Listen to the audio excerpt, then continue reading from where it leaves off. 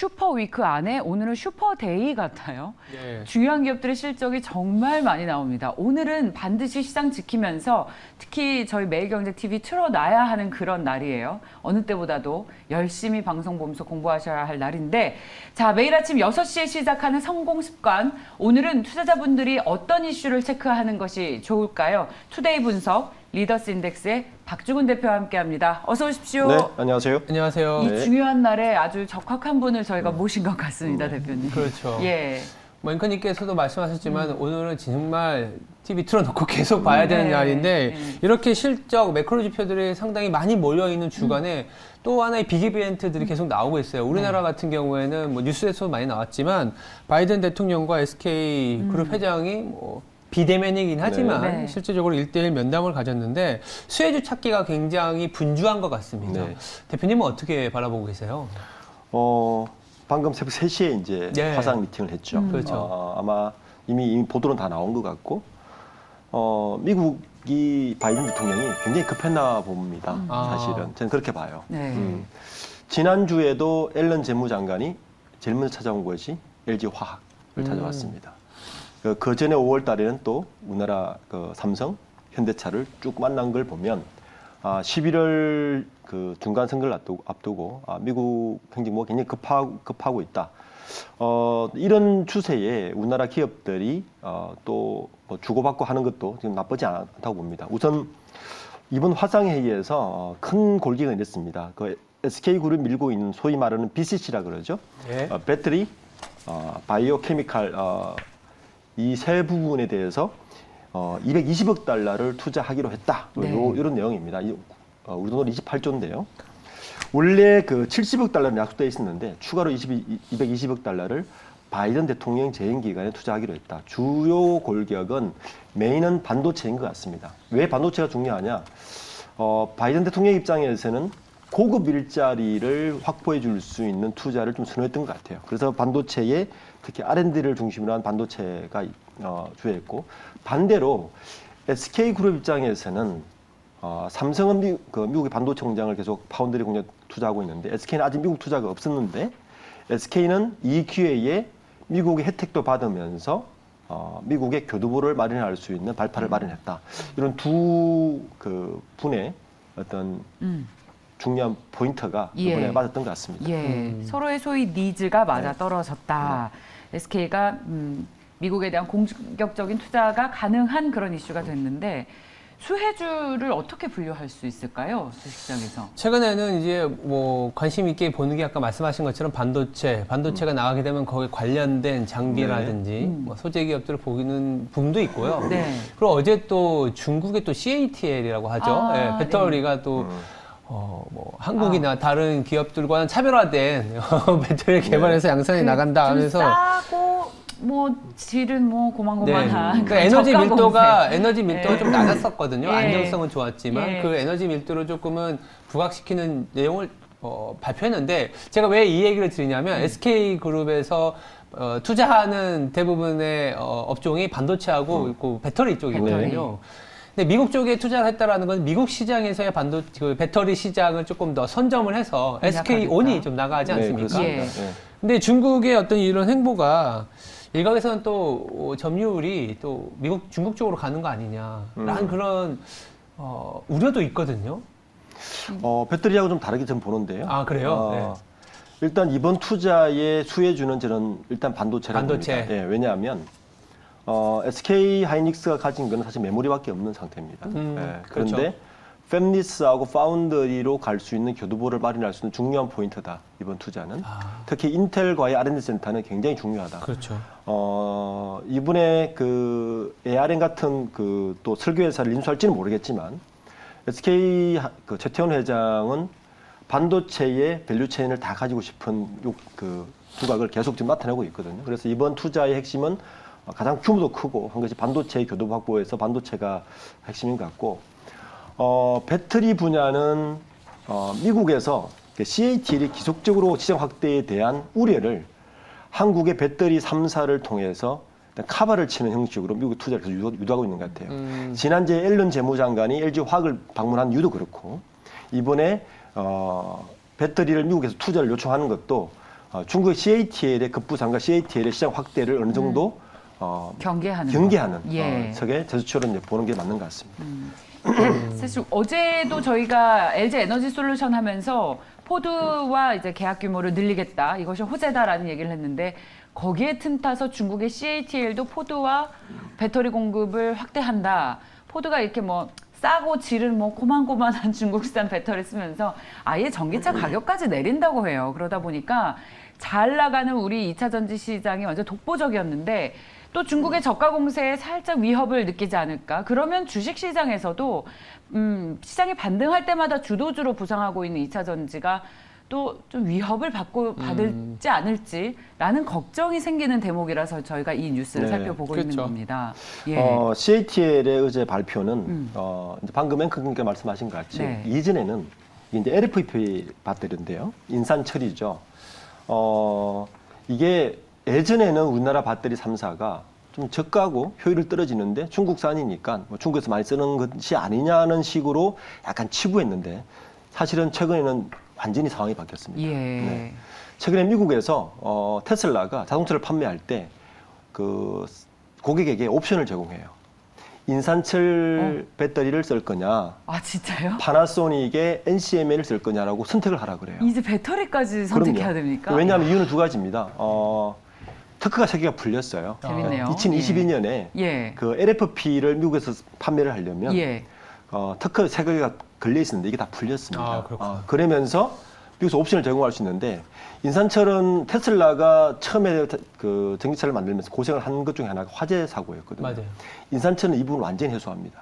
그래서 중국산에만 사실 썼는데 인산철의 배터리는 무겁고 효율이 떨어져서 저가형 예. 자동차라는 인식이 굉장히 강했는데 예.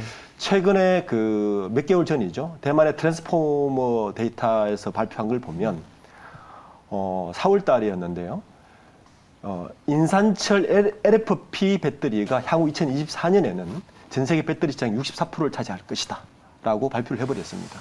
그러니까 이 말은 무슨 말이냐면 이게 이제 어제 발표하고 맞물리는데 과거의 인산철 배터리는 무겁고 싸고 오래 못 가는 오래 가지 못한 그 배터리인데 이번에 발표한 걸 보면 700km를 가고요.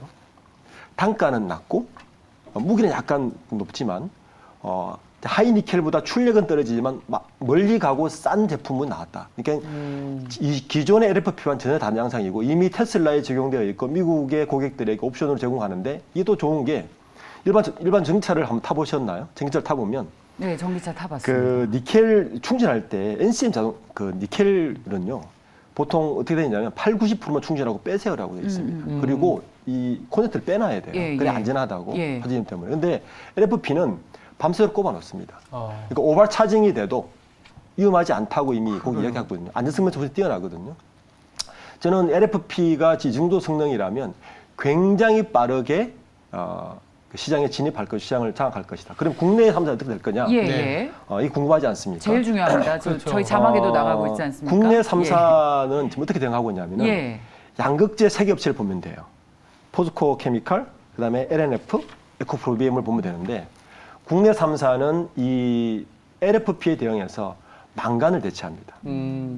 그러니까 문제는 코발트거든요. 이 네. 코발트라는 게 문제가 뭐냐면 굉장히 좋은데 문제는 굉장히 비싸고 코발트가 가장 많이 나오는 곡이 그 나라가 콩고입니다. 맞아요. 네, 콩고라서 굉장히 그 리스크가 그 위험하고 공급에 문제가 있고 하다 보니까 코발트를 계속 끓이고 있었는데 이걸 대체해서 화재도 나고 비싸고 하니까 망간으로 그 중국은 인산철로 가고 국내 3사들은 일단 망간으로 가고 있습니다. 하이 망간으로 가고 있어서 결국에는 이 국내에 NCM 니켈 코발트 망간이 아니고 네. 니켈 망간 하이 니켈 망간 국내는 하이 니켈을 쓰는 이유가 고출력을 위해서 하이 니켈을 쓰거든요. 80%. 고출력 하이 니켈에 망간을 포함한 양재로 갈 것이냐 그다음에 중국의 LFP로 갈 것이냐 이 두 가지 싸움으로 현재는 진행되고 있는 것 같습니다. 이 두 예. 가지 전쟁에서 누가 시장의 우위를 차지할 것인가라고 지금 조심스럽게 전망되고 있습니다. 자, 그러면 대표님은 일단 LFP 중국의 저가 LFP의 승이 될 수도 있다.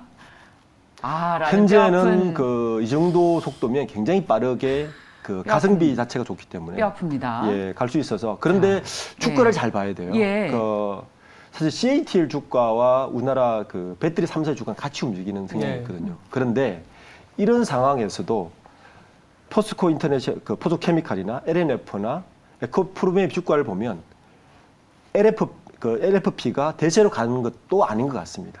주가 이제 강세를 보이고 있거든요. 그렇죠. 이거 이유는 두 가지입니다. LFP에 대한 지금 그 특허가 몇 개 풀리면서 쉽게 갈 수 있는 시장 진입이 나쁘지가 않아요.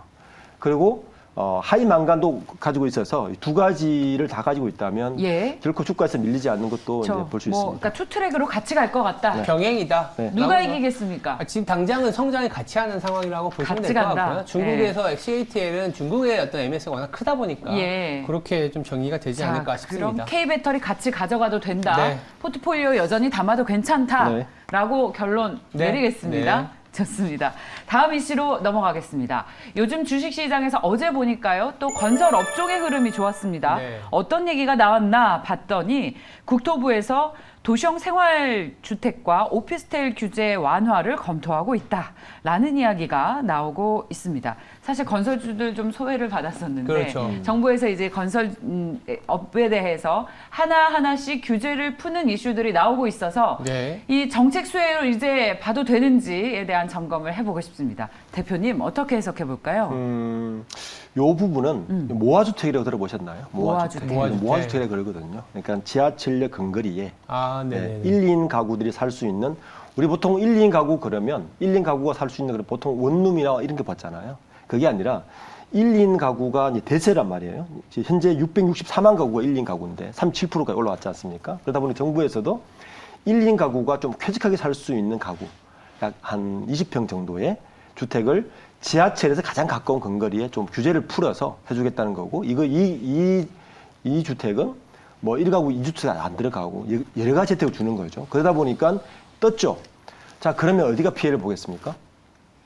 오피스텔이 직격탄을 맞습니다. 오피스텔이요? 네. 오. 그래서 이렇게 되면 오피스텔이 피해를 보니까 오피스텔 투자했던 사람은 어떡할까? 이 사람들을 조금 그 안도하기 위해서 규제를 약간 푸는 식으로 시장을 읽어내야 됩니다. 예. 그러니까 메인은 무화주택 건설을 하고 있는 기업들이 당연히 주가가 오를 것이고 오피스텔은 정부에서 이게 풀어주면 상대적으로 박탈감이 심한 오피스텔이 심할 거니 오피스텔 규제를 풀어서 뭐 베란다나 이렇게 풀어서 좀 너희들도 좀 괜찮게 해주겠다는 건데 핵심은 무화주택으로 가야 되는 거죠. 모아주택을 모아주택. 건설하는 기업들. 예. 이게 근데 대형 건설사들이 대형 참여하지는 건설사가 않죠. 참여하기가 애매할 수 있습니다. 그러니까요. 왜냐하면 이게 가구 수가 300가구예요. 그러니까요. 300가구 위주다 보니까 그렇지만 이번 규제에 대형 건설사들이 가만히 있지는 않을 거라 봅니다. 왜냐하면 가구 수는 적지만 대형 건설사는 뭐 대단지 이렇게 가지만 가구 수는 적지만 저는 중견 건설사들이 굉장히 발빠르게 이 무화주택에 움직이면서 중견 건설사들의 무화주택 점유율이 높은 기업들을 좀 주가를 유심히 보는 게 이번 투자 포인트 핵심인 것 같습니다. 그런 기업들이 주식시장에 뭐 어디예요? 대형 뭐 빅5 정도는 아마 이렇게 들어가기는 쉽지 않을 것 많고. 같고요. 그렇지만 뭐 중견이지만 아파트도 하고 오피스를 하지만 하는 기업들, 한 건설 순위 한 30위권, 30, 40위권 내에 있는 기업들은 아마 좀 관심 있게 무화주택에서 그냥 발빠르게 움직이는 기업들을 보는 게 이번 투자 포인트인 것 같습니다. 가령 어떤 건설사가 뭐 포함이 되겠습니까? 중형 호반 이하 아. 정도, 반도건설 뭐 그쵸. 이런 것들 건설이 있죠. 반도건설. 예. 더불어서 이제 뭐 1인 가구 중심이다 보니까 예. 인테리어도 조금씩은 좀 바뀔 것 같고 인테리어 뭐, 회사들도 그쵸, 뭐 수혜를 현대 받을 수 리파트라든지 있고. 이런 예. 기업들 있지 않습니까? 뭐 한샘도 있지만 한샘은 좀 고급을 지향하니까 예. 1인 가구에 좀 들어가지는 않을 것 같지만 어쨌든 예. 인테리어 업체들이라든지 1인 가구면 또 뭐 배달 업체들도 수혜가 될 수 있는데 말씀하신 것처럼 사실 건설업에 영향을 주는 건 맞지만 건설업을 우리가 봤을 때는 우리가 흔히 알고 있는 건설업체하고는 좀 연관이 좀 없는 것 같긴 해요. 그렇군요. 네. 국내 주택 건설하면 사실 아파트고 아파트의 뭐 분상제, 분양가 상한제라든지 이런 부분들이 풀리면서 대규모 공급이 나왔을 때 우리나라 건설업체에 맞습니다. 대한 수주 모멘텀이 나오는데 이 부분은 실질적으로는 중견 건설사들 중에 좀 뭐 니치적으로 들어가는 맞습니다. 부분이라서 찾기에는 사실은 좀 쉽지는 않을 것 같다는 생각도 듭니다. 그러면 어제 현대건설을 필두로 해서 대형 건설주 중심으로 상승이 나왔잖아요. 근데 250만 호를 공급을 하는 부분이라 예. 최근에 이제 아무래도 원가단에서 거의 대부분의 업종들이 다 비슷한 것 같아요. 비용이 올라오는 부분들이 원자재가 조금은 둔화되다 보니까 이 정도 주가 수준에서는 원가 마진은 다 이제 악화될 대로 악화된 거고 국토부 장관이 최근에 굉장히 활발한 그렇죠, 홍보를 행보를 보이잖아요. 보이죠. 예. 그런 부분들에 대한 기대가 아니었나 생각합니다. 그렇군요. 또 그런 부분도 있죠. 어제 이제 그 GDP 상승률 2.7% 발표를 했는데 예. 좋게 나왔어요. 하반기에 굉장히 이제 전망이 어둡지 않습니까? 그 우리나라 GDP를 정부 입장에서 가장 빨리 손쉽게 올 수 있는 건 건설입니다. 건설이죠. 네, 그래서 아마 그 부분도 좀 염두에 두고 미리 발표를 한 것도 아마 보는 것 같습니다. 네. 사실 신정부 수의 기대감으로 가장 먼저 거론이 되는 게 건설업인데 그런 올해 대선이 있음에도 불구하고 각광을 받지 못했습니다. 네. 그런데 그 찐수혜를 이제는 받을 수 있는 것인지 받을 수 있는 겁니까 슬슬? 건설업체 같은 경우에는 상당히 국내 정책에 많이 연동이 될 수밖에 예. 없거든요. 예. 해외 모멘텀이 이제 많이 줄어들었기 때문에 예. 국내 정책적으로 GDP를 아까 대표님도 말씀하신 것처럼 끌어올리기 위해서는 그리고 단기적으로 고용의 어떤 유발 효과가 가장 큰 쪽이 건설이거든요. 네. 이쪽을 좀 기대해봐도 괜찮지 않겠나 생각은 좀 하고 있습니다. 좋습니다. 네. 자, 그러면 저희 건설주들도 이제 조금씩 좀 보겠습니다. 다음 이슈로 넘어가시죠. 건설주뿐만 아니라 요즘 주식시장에서 주도주라고 하면 이 원전 주식을 또 빼놓을 수가 없습니다. 네. 정부 정책에 따라서 왔다 갔다 하기도 했지만 요즘 정책이 일관적으로 나오고 있어서요. 이 업종 다시 봅니다.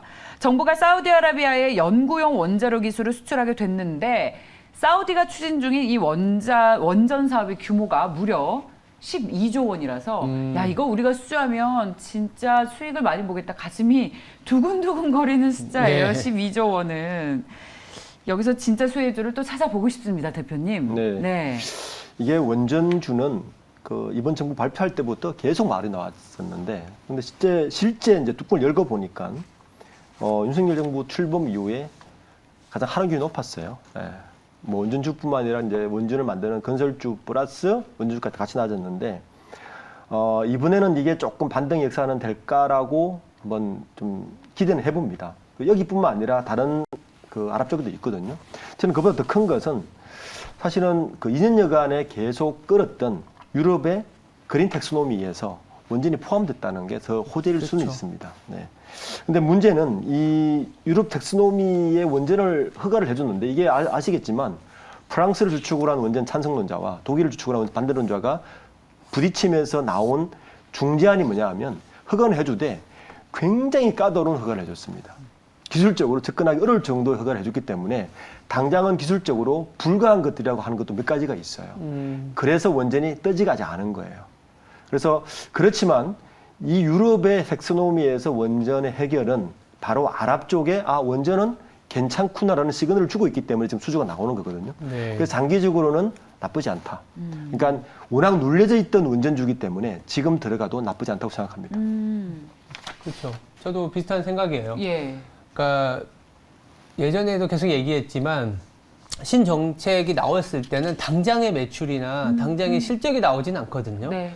신재생 에너지 예를 들어서 뭐가 있을까요? 바이든 대통령이 바로 집권했을 때, 취임했을 때 그때부터 주가의 상승을 보였었던 게 풍력이라든지 태양광 이렇게 주가가 상당한 랠리를 보였는데 실질적으로 지금까지 실적으로 찍힌 거는 있긴 하지만 예. 기대에 많이 못 미치긴 없죠. 했거든요. 예. 지금 원전도 어떻게 보면 그럴 가능성도 있긴 있어요. 다만 지금은 글로벌 에너지 자립도와 러시아와의 어떤 연결고리를 자꾸 희석시켜야 되니까 이런 부분들이 안 좋은 내용이 나오면 더 원전으로 간다. 좋은 내용이 나오면 더 밀어붙인다라고 할 수 있죠. 안전과 관련된 부분은 좀 더 보완해서 가자. 그래서 지금 단계에서는 뉴스들이 원전과 관련해서는 주가와 상관없이 정책적인 내용은 맞아요. 계속 플러스로 나오지 않겠냐. 우리나라도 사실 5년 동안 탈원전이었다가 없었죠. 이거를 아예 반대로 바꿨지 네. 않습니까? 예. 그래서 그런 부분은 조금은 감안을 하셔야 될 것 같아요. 이제 원전 얘기할 때마다 가장 리스크가 사실 굉장히 많은 섹터인 것이 예. 지금까지는 그랬습니다. 정책이 뭐 들락날락했죠. 나왔다 들어갔다 나왔다 들어갔다. 그리고 또 폐기물 허가가 나지 않으면 이게 또 완전히 도루묵이고. 그렇죠. 말씀하셨듯이 또 늘 얘기하는 게 실적이 안 나오니까 이 종목을 보지 말자라고 했었는데 이 종목은 그런 리스크들을 안고서도 이번 정책에서는 진짜 찐 정책 수혜주로 포트폴리오에 담아도 괜찮을지 여기에 대한 의구심을 가지고 있다가 좀 놓쳤거든요. 이 원전 주식은 어떻습니까? 좀 적극적으로 담아도 괜찮다. 시각을 좀 바꿔서 봐도 되겠습니까? 지금 이 정도 눌려 있었던 종목이라면 포트폴리오 담아도 좀 문제가 없다고 봅니다. 문제가 없다. 전체적인 분위기가 일단 원전으로 간다는 것은 분명한 사실이었기 분명한 때문에 사실. 예. 포트폴리오 담아도 저는 큰 문제 없다고 생각합니다. 예. 그래도 비슷합니다. 밸류체인 상에서 상위에 있는 기업들, 예를 들면 한국전력이나 한국전력. 한전과 관련된 기업들 굉장히 많잖아요. 예. 거기다가 이 관련된 뉴스는 뭐 대규모 원전이긴 하지만 최근에 또 SMR이 또 핫해지고 있잖아요. 예. 그래서 관련된 기업까지 좀 포괄적으로 보는 것도 괜찮은 투자 아이디어지 않겠냐 생각이 듭니다. 좋습니다. 자, 원자력 발전 관련 주식에 대한 의구심까지 함께 다 풀어봤는데요. 대표님 준비하신 거 다 내용 소화. 네, 그렇습니다. 오늘 굉장히 굵직한 이슈들 네. 함께 논의해 주셔서 감사합니다. 리더스 인덱스의 박주근 대표였습니다. 고맙습니다. 네, 감사합니다. 감사합니다.